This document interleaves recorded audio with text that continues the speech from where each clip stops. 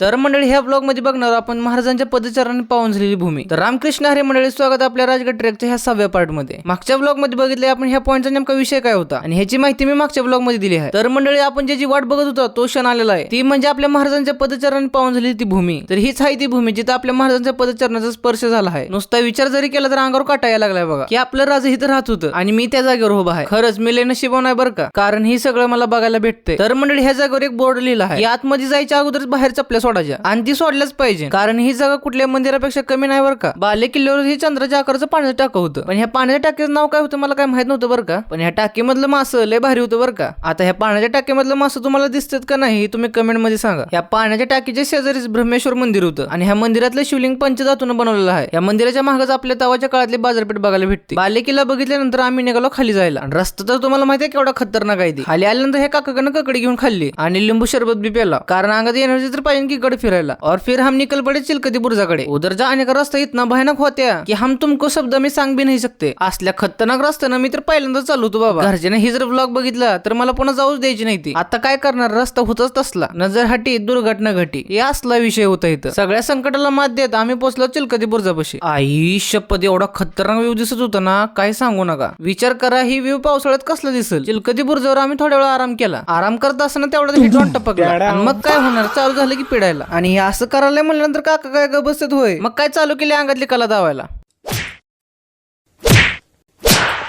शेवटी ही लढाई आपल्या काकाने जिंकली बर का।